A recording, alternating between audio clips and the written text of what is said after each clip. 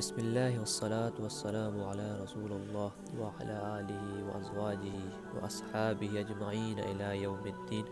Learn Arabic with us lessons میں ہمارے جو اسباق چل رہے ہیں، گزشتہ اسباق میں ہم نے پڑھا تھا تحریفی مکالمہ، کنورسیشن بین الشخصین، ہاذا کا استعمال، ما ہاذا کا استعمال اور اہاذا کا استعمال۔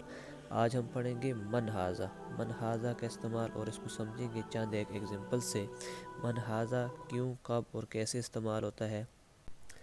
یوز آف من ہاذا، سامنے بیٹھے ہوئے کسی شخص کے بارے میں سوال کرنا ہو تو ہم من ہاذا کا استعمال کرتے ہیں۔ من مین کون، ہاذا مین یہ، یعنی من ہاذا کولیکٹیولی اس کا معنی ہوا یہ کون ہے۔ مثال کے طور پر آپ کے سامنے یہاں ایک تصویر بنی ہوئی ہے، تو اس کو ہم پوچھیں گے من ہاذا یہ کون ہے۔ ہاذا طبیب، یہ ڈاکٹر ہے۔ ہاذا طبیب، ہاذا یہ طبیب ڈاکٹر، ہاذا طبیب دس از ڈاکٹر۔ تو اس کو مزید ایگزامپل سے سمجھنے کی کوشش کرتے ہیں۔ من ہاذا یہ کون ہے، من ہاذا یہ کون ہے۔ ہاذا ولد، ہاذا ولد یہ ایک لڑکا ہے۔ This is boy, who is this, this is boy. من ہاذا ہو از دس یہ کون ہے۔ ہاذا طالب یہ طالب علم ہے۔